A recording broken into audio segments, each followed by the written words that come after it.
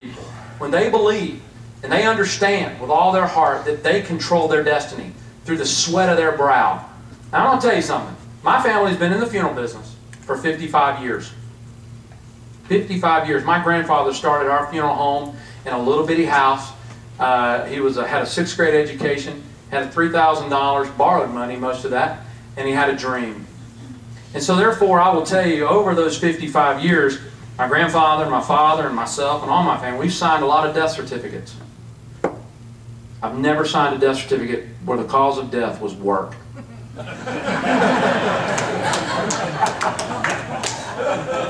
Ever. Ever.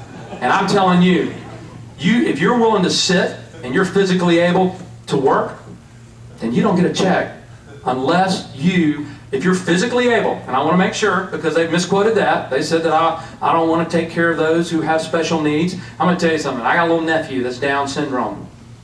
Don't tell me about cruelty and not loving people. Don't mischaracterize me. I say what I mean, and I mean what I say. I'm going to tell you something. If you are physically able and you want to sit, there is no reason that the hardworking men and women of this country should pay your way.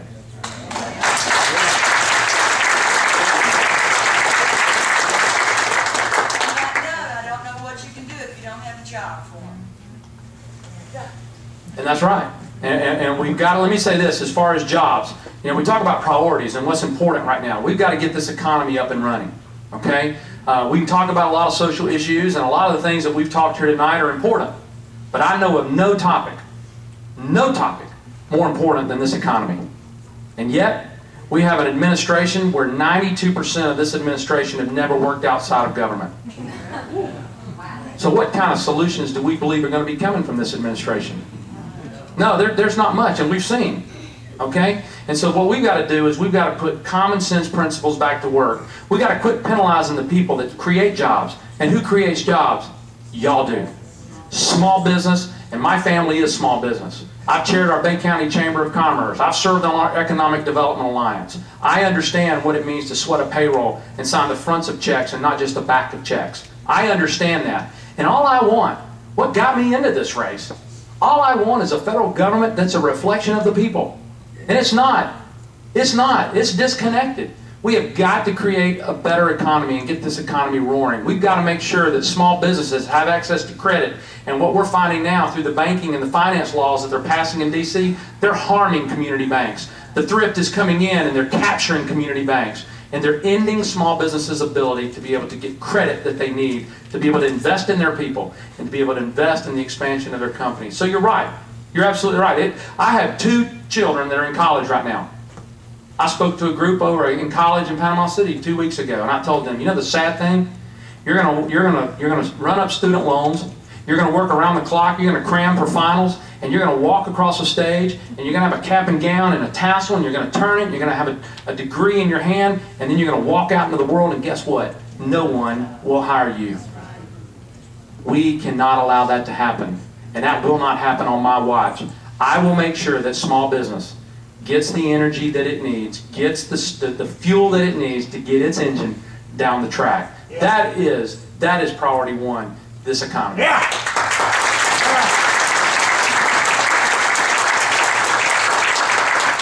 Let me add, being a small business owner myself, having never worked for the government, being a mother of 2 children, I will be right there to back him up, because we've had 4 years that not a thing has been created. We've had roads renamed. We've had flag flying bills, but we haven't had any jobs created. I'll be here for him.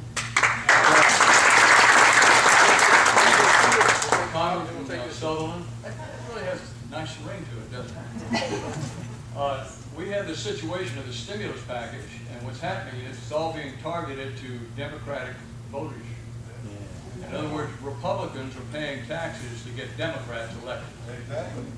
And so there's a systemic thing that needs to be taken care of. So if you get into Washington, is there some way that you can come up with a piece of legislation that says you can't take government money and give it to people that are going to vote for you.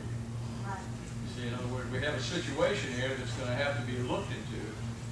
Something's got to stop, because we're really, all you people here are paying for Democrats to get elected. Okay? You know, we've had a lot of talk about earmarks, and we've had a lot of talk about bringing home the bacon, and you hear, and my opponent is certainly going to talk about that, okay?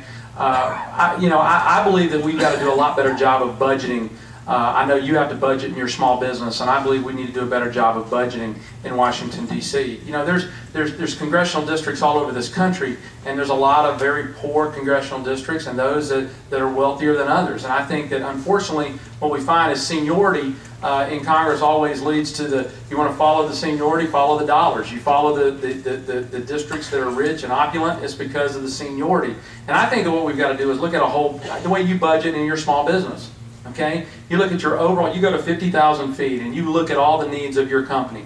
You look at all the things that you've got to address. And what I think you need to do, rather than the earmark process, that unfortunately I think in the earmark process, the way they use earmarks, okay, to buy votes, okay, to me that is a sinister way, okay, to pass legislation.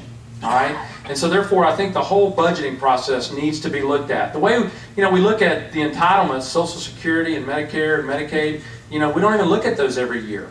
Because they're not part of the budget process. Those are and what happens is before, it's a BB on the horizon, before we know it, it's a Mack truck, because we haven't been monitoring it. And so I think the whole process of money, there needs to be a more fair and equitable way to take care of all of the citizens of this country. Not just the Democrats, not just the Republicans, not just the Independents, but all Americans in every congressional district in all 50 states. So what it takes is going to take electing members of Congress who are fair-minded, who understand that we've got equal obligation to the poor counties and the poor districts, just like we do those that are better off financially. So you got to send fair-minded people if you want fairness in a process. One last question. If you go to the store, everywhere you go, you pick it up and you look at it, everything is made in some other country. So my question to you is, if we're going to create jobs, I think we've got to do something about our imports and our trade agreement with other countries so that we can start manufacturing something so we'll have jobs. Absolutely, and if I can expand on that a little bit, we have to get our government out of our way. I'm talking about small businesses, I'm talking about farmers, I'm talking about mom and pop stores, I'm talking about independent contractors. When they browbeat us with paperwork and files and things that we have to report on for 6 hours a day, how many hours a day does that leave us to create a company? How many hours a day does that leave us to grow our company and hire people?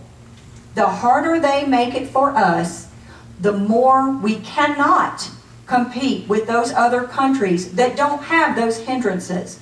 And that's not the case right now.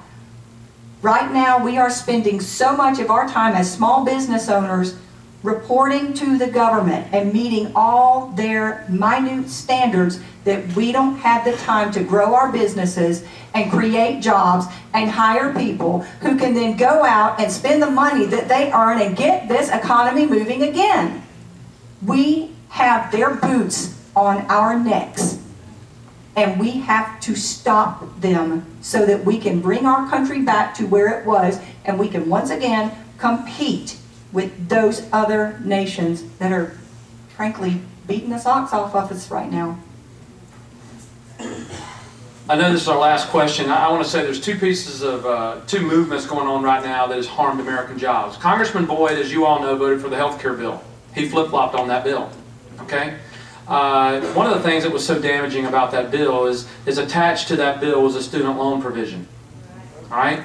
In Panama City, Bay County, I guess, is in a suburb of Panama City, Lynn Haven, which is where my family lives, and it's right there. that bill eliminated 700 good-paying jobs.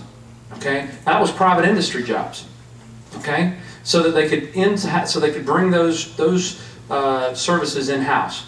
All right, there's a movement right now in the DoD, Department of Defense. It's called C2C, and what they're doing is they're shutting down, okay, the government contracting businesses. All right, they're shutting those down, and they're bringing those jobs into the government. Okay, they're doing it at NSAPC, which is our Navy base over in Panama City, and those defense contractors that are connected to Tyndall Air Force Base. So they're shutting down monies that go to private industry, and then they're recreating those jobs in the government sector. Okay, so they're killing private industry, and they're growing government.